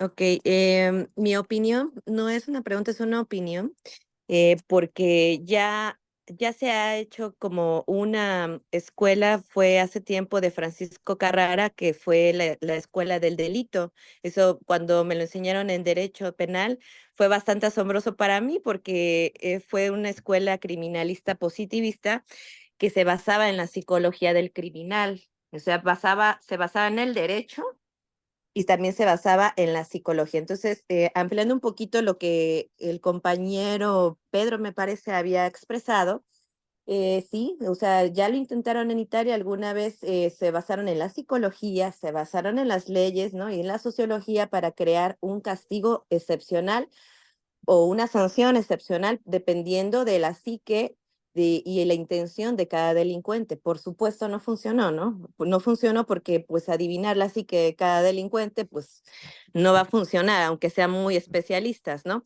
Entonces, definitivamente yo considero que nuestros legisladores no están capacitados porque muchos no están estudiando, o sea, mismo, no es nada contra el presidente, pero es que las leyes te dicen así, aunque no hayas estudiado, puedes ser un jefe de Estado. Entonces, yo creo que todo esto que estamos haciendo como diálogos, se quedan a veces en los diálogos porque todos los cambios están en manos de los legisladores. Y si no pasa por mano de los legisladores en México y en casi toda Latinoamérica que nos heredaron los españoles este sistema jurídico, bastante obsoleto, yo considero y coincido con Pedro, o sea, no solamente hay que ponerse del lado de la hermenéutica de lo que el pensamiento humano de algunos cuantos legisladores a su conveniencia y a su egoísmo intrínseco les va a llevar, ¿no? Sino que deberían de ser personas bastante preparadas, bastante capacitadas en diferentes áreas, porque realmente la mayoría son ampones que buscan su beneficio. Es mi opinión personal. Bueno, un tema un poco complicado, maestra, pero ahí está sobre la mesa. Vamos escuchando la intervención de Vianney. Adelante, Vianney. Sí, buenas noches. Otra vez. Sí, yo solo mencionar una cuestión. Yo creo que es muy importante una fundamentación filosófica, jurídica y social de los derechos humanos. Estaba pensando en el problema que hubo aquí en Jalisco, no sé si fue a nivel nacional, hubo una escasez de tratamiento antirretroviral para personas con VIH y SIDA. Creo que fue en el año 2020-2021. Entonces, hay un derecho a la salud que se tiene que garantizar por parte del Estado. Y el argumento que dio el gobierno federal fue que no había recursos para adquirir ese medicamento. Entonces, esas personas con VIH y SIDA es una enfermedad crónico-degenerativa. No hay como un punto de decir, espérame mi enfermedad, no hay problema y puedo seguir adelante. Igual pasó con los niños con cáncer. Hubo una escasez de medicamento y el Estado lo único que dijo fue, no hay recursos ahorita, espérense a ver cómo le hacemos. Entonces, ahí es donde digo yo, ¿dónde está esa fundamentación filosófica, jurídica y social que protege esos derechos humanos, ese derecho humano a la salud? Y sobre todo porque recordemos que un derecho humano se viola tanto por agredirla como por omisión. En esos dos puntos se puede cometer ese error, pues. Y es ahí donde yo digo, es importante el papel de la hermenéutica, a final de cuentas, en cuanto a estos aspectos, porque si existen esos fundamentos básicos, se va a poder promover esos derechos humanos. Mientras no estén esos fundamentos, pues todo se va a perder en la práctica. Gracias. Gracias a ti, Vianney. Dice Delfín en el chat que en Panamá no existen esos problemas, que si queremos ir a vivir para allá. Bueno, buena sugerencia, compañero. Ya encontramos un lugar donde los problemas no existen. Jesús, ¿qué dices de manera global a estas tres reacciones? En caso de que tengamos alguna valoración de quienes nos siguen en Facebook, la leeremos y si no hay más reacciones, con esto iríamos un poco cerrando a la conversación. Adelante, Jesús. Gracias. No, de hecho, curiosamente, hay un hilo conductor en las tres reacciones. Sí, claro, en ese sentido, los derechos humanos, rápidamente diré que son un discurso occidental al que pocos tienen acceso y mediante el cual saben que en algún momento pueden defenderse, pero además necesitan dinero y mucho tiempo para defenderse. ¿Ah? En algún momento me parece que son también el brazo de un modelo occidental social que le permite decirse a sí mismo que tiene en cuenta a lo humano, ¿ah? Sin que tenga mayor alcance, porque además, si yo pienso en el costo de la justicia en el ámbito de los derechos humanos, el caso que menos tiempo ha durado en la Corte Interamericana de Derechos Humanos me parece que son de 10 a 12 años y el más largo, por el que se reformó la Constitución mexicana en el 2011 en materia de derechos humanos, duró 20 años, ¿no? el caso, para que la Corte Interamericana fallara a favor del ciudadano y le mandara al Estado mexicano modificar su Constitución. Es sí de un poquito de privilegiados, ¿ah? Pero el segundo, a propósito de esto que decías, Héctor, es, sí, claro, yo justo creo que la hermenéutica, no sé si la analógica de Beuchot como mediadora, porque justo estoy un poquito queriendo ir más allá y pensar inicialmente que es posible un derecho hermenéutico, un derecho hermenéutico en el que no tenga que pasar por el legislativo, ¿ah? Es decir, el juez que tuvo frente a sí a Malena, el juez que tuvo frente a sí a Olimpia, pueda tomar el marco normativo, en todo caso, para leer el marco normativo a la luz de lo que tiene enfrente y no al revés, como suele hacerse, leer la realidad a la luz del marco normativo, sino leer el marco normativo a la luz de la realidad. Y si no alcanza el marco normativo, eso no, que el marco normativo no alcance no significa que falten razones para crear derecho, para construir derechos si tienes enfrente a una víctima. ¿Ah? Ya si después se positiva, si me explico, si después se coloca en una norma y aparece la ley Olimpia o la ley Malena, eso no significa que tengas que dejar esperando a Malena 20 años para que salga la ley Malena, o esperar a que salga la ley Olimpia, dejar esperando a Olimpia de 10 años para que salga la ley Olimpia, cuando la realidad está diciendo que debes llevar el derecho más allá de lo que el marco normativo, en principio, porque hay un humano en riesgo, ¿ah? ¿Por qué no se hace? Justo porque se sigue pensando que el derecho tiene, el criterio de verificación de la decisión judicial es el marco normativo, el derecho positivo. Y claro, luego aparece este problema, oiga, pero aquí dice que tengo derecho a la salud y no me está dando medicinas para no morir bueno, de COVID, de VIH o de cáncer. Sí lo tienes, pero, pues, ¿qué crees? No tenemos dinero, no estoy obligado a darte lo que no tengo. Es decir, no es que no quiera, realizar tu derecho, no tengo cómo realizarlo, ¿no?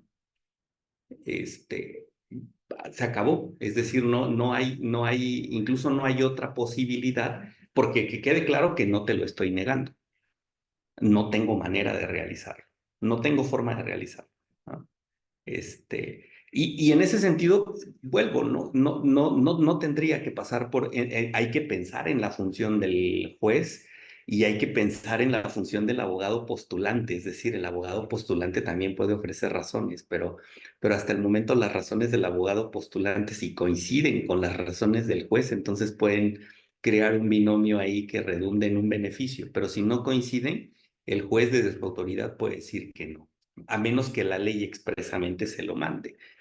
Claro, yo creo que el derecho tiene que salir de esta tensión entre lo positivo y lo natural, y en algún momento posibilitar que se realice en atención a la realidad, ¿ah? A lo que está en riesgo, a lo que el derecho debe proteger. Pero decía este señor que mencioné, ¿no? Pérez Lacerre, dice, sí, pero los juristas se siguen preguntando por el criterio de verificación cuando se hace una interpretación. ¿Dónde verificas la interpretación? Y donde no se verifique en el marco normativo o en el derecho positivo, pues no, hay que pasar por el legislador, dice Amado, ¿no? En España. Ahí está, ¿no? Bueno, grave y serio problema porque un poco lo que estás diciendo o poniendo sobre la mesa es los límites de las perspectivas naturalistas, jus positivistas, positivistas, ¿no? En el gran abanico de lo que esto representa, porque no hay una tradición, una doctrina, sino muchas. Vianney decía, necesitamos una fundamentación para los derechos humanos. Bueno, es que los derechos humanos han sido fundamentados. El problema es que la fundamentación de los derechos humanos, tal y como los entendemos en México, es la misma que se entiende en Francia y la que se entiende en Gran Bretaña. Y sí hay una fundamentación filosófica. El problema es que los derechos humanos se fundamentaron en personas que se equivocaron. A lo mejor no vas a estar de acuerdo con la afirmación que voy a decir, Jesús. Hay un personaje llamado Kant, pues que tenía, digámoslo de alguna manera, limitaciones en su idea, una idea un poco limitada de la dignidad, porque pensaba que la dignidad era un asunto de seres racionales, ¿no? Y ese señor, junto con otro llamado Descartes, tenían una visión marcadamente antropocéntrica y racionalista de los derechos humanos, y bajo esa idea y bajo las ideas lockeanas se fundamentaron los derechos humanos. Sería importante decir que necesitamos entonces de otras fundamentaciones, unas fundamentaciones no modernas, racionalistas, burguesas, liberales, anglosajonas, sino que necesitamos escuchar otras filosofías, como las filosofías de los pueblos originarios, que están sustentadas en las lógicas del sentipensamiento, que nos permitirían reconocer, por ejemplo, que los animales tienen derechos, no solo porque son sujetos que sienten, sino porque son sujetos racionales, y que la naturaleza, tal y como lo han defendido muchos pueblos, también tiene derechos, aunque eso por la cabeza de muchos no entra, es difícil porque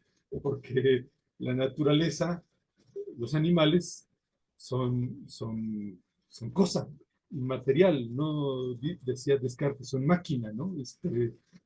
Son máquina, pero bueno, ahí un poco la problematización, te propongo que reacciones a esta intervención y a una última intervención de Delfín, y con eso vamos cerrando este ejercicio. Adelante, compañero, que nos va a invitar a Panamá.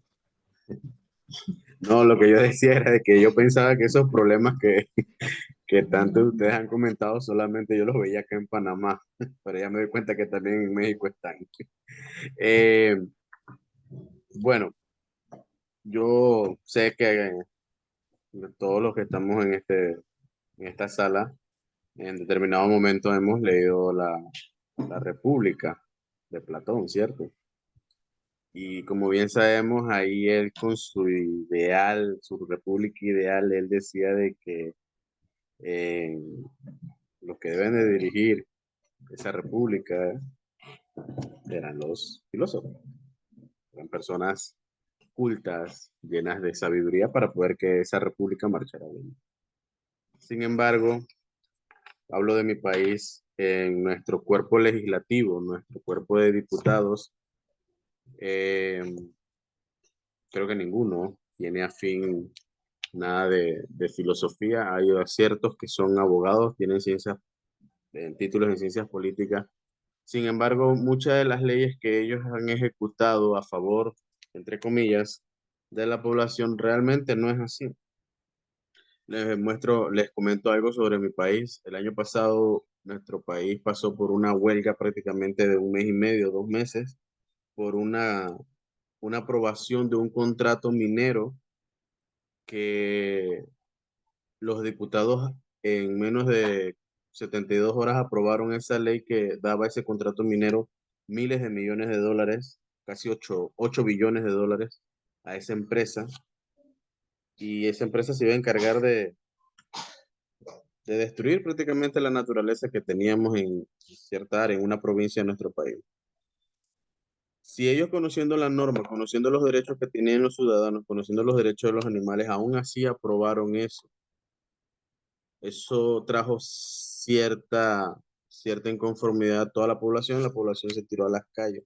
Eso tuvo que pasar a manos de la Corte Suprema de Justicia, y la Corte Suprema de Justicia, revisando todo el contrato y toda la ley, dictaminaron de que ellos estaban violando 23 artículos de la Constitución Nacional. Entonces, si ellos, que son los legisladores, que son los juristas en su momento, que tienen que crear las leyes, pasan por encima de eso, ¿quiénes entonces serían capacitados? ¿Quiénes serían los más capacitados para dirigir una nación? Si los que tenemos, dado el caso de mi país, no son conscientes de lo que están formulando en su momento, dando, en su momento haciendo. No sé si pasa en México, pero acá nuestra Asamblea Legislativa no es la primera. Acá nosotros tenemos una expresión, que decimos, no es la primera guayabita que se tiran. Eso es cuando hacen algo mal, ¿verdad? No es la primera guayabita que ellos se tiran sobre eso. Entonces, si ellos son los que dirigen nuestro país, que son los que crean las leyes, interpretan las leyes, y no lo hacen a favor del derecho realmente del ciudadano, imagínese usted cómo estamos dentro de nuestra propia sociedad, buscando un derecho, por decirlo así, universal o fundamentado en distintas formas como lo que tenemos hoy en día. Así que así andamos en Panamá. Así que si quieren visitar mi país, ahí está. No, ya nos convenciste de que no. Gracias, Delfín. Jesús, ¿te parece que vamos cerrando este diálogo? Creo que hay una intervención, dice ley en Facebook. Saludos, y saludos a quienes nos han seguido. No les importa porque hay interés económico y de poder. Supongo que se refiere a estos diálogos que estamos teniendo. Jesús, vamos cerrando con este ejercicio. Y adelante. Gracias, Héctor. Sí, de hecho, voy a responder a ambas a propósito de tu intervención.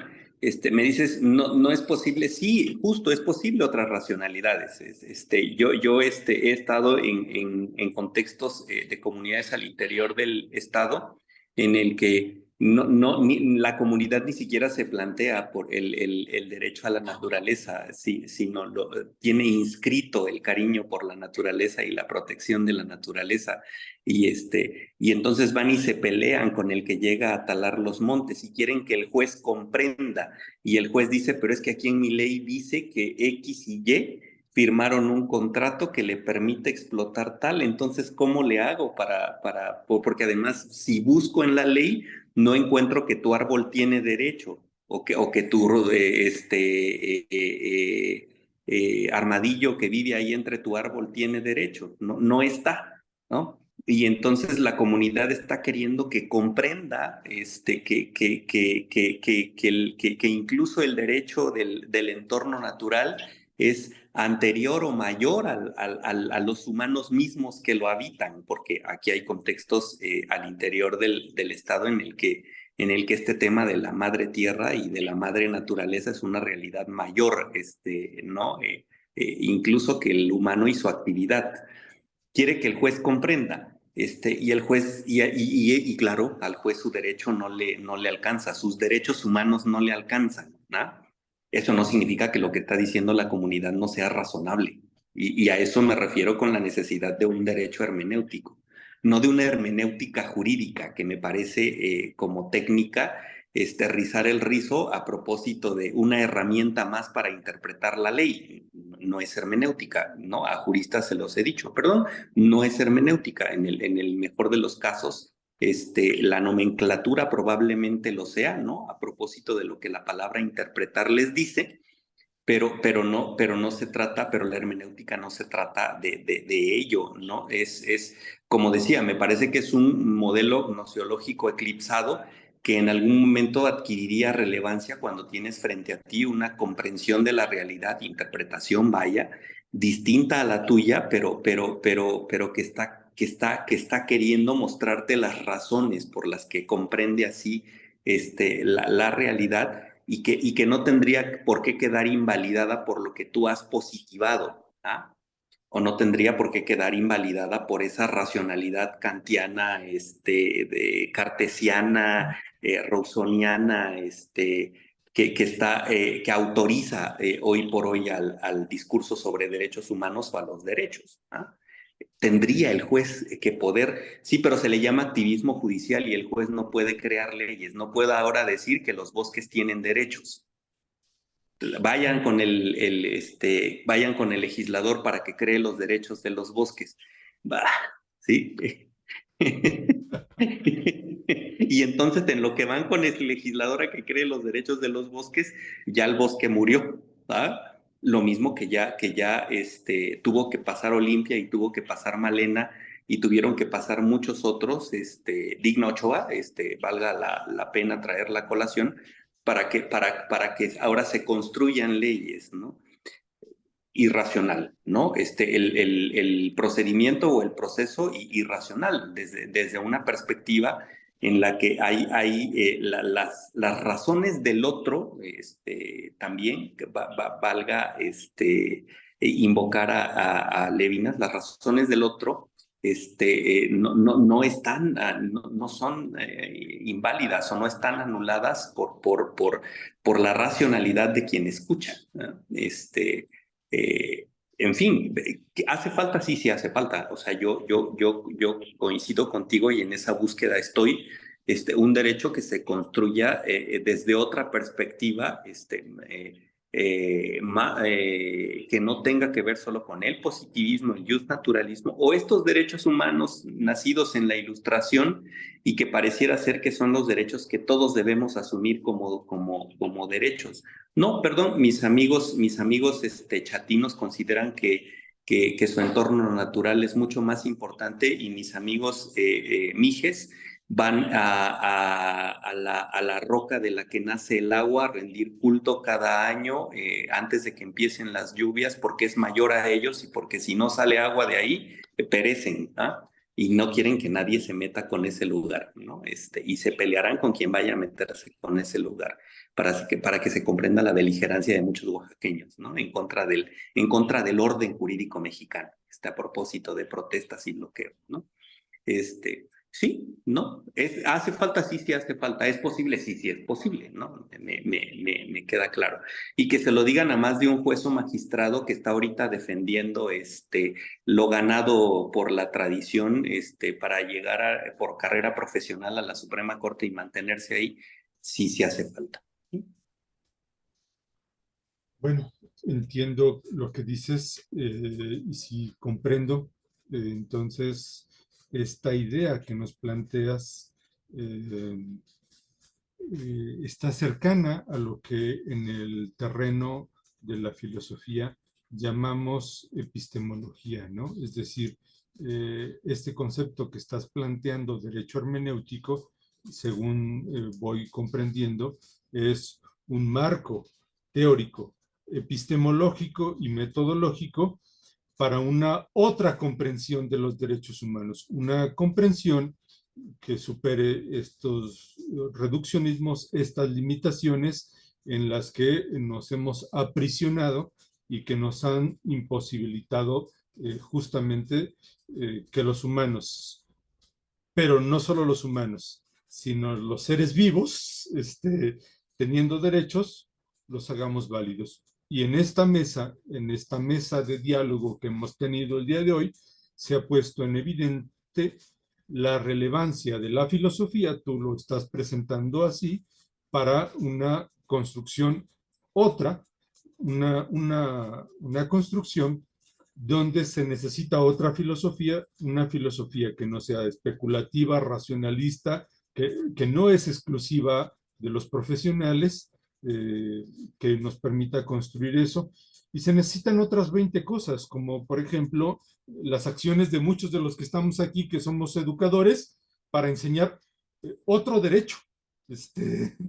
Porque ese derecho que se enseña en las escuelas de derecho es un derecho, otra vez, anglosajón, moderno, racionalista, incapaz de comprender sensiblemente otras realidades. ¿Y qué más necesitamos? Necesitamos tener la sensibilidad o de Malena o de Olimpia o la sensibilidad de Digna Ochoa o de miles de millones de gentes que en este país todos los días padecen violación, ultraje, indignación y que dicen ya basta, ¿no? Le ponen un límite a eso, se indignan y salen a la calle justamente a decir, pues tengo derechos, ¿no? Bueno, Jesús, tema profundamente relevante, agradecerte esta exposición y animarte pues a que vayas esclareciendo de este marco epistemológico que tú nombras, derecho hermenéutico, pues como la metodología que nos podría ayudar a construir eso a los abogados, a los no abogados, y cómo de eso pueden surgir para los promotores de derechos humanos, para los organismos, para los colectivos, nuevas estrategias de promoción y de defensa de los derechos, porque las existentes parece que también necesitan sus pequeños ajustes, ¿no? En la maquinaria de la promoción y la defensa de los derechos humanos. Jesús, muchas gracias. Gracias a quienes están en esta sala virtual, a quienes nos han escuchado por la plataforma Facebook. Antes de concluir, antes de terminar esta sesión, debo, por supuesto, agradecer a Jesús, pero también debo decir que este ejercicio que ahora tenemos es producto del proyecto del Instituto de Filosofía de construir espacios de diálogo, de reflexión.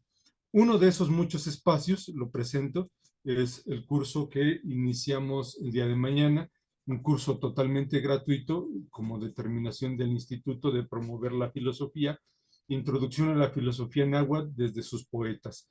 Inicia el día de mañana en este mismo canal a la misma hora, quienes tengan interés, pues bueno, todavía se podría llegar el día de mañana a este ejercicio.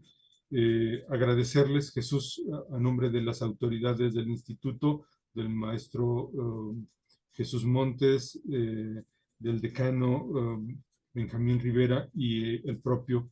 Muchas gracias a tu persona por implicarte de manera generosa. Muchas gracias, Héctor, y a la orden. Gracias a quienes nos han acompañado, a quienes nos han seguido. A nombre del instituto, muchas gracias. Que tengan un buen descanso.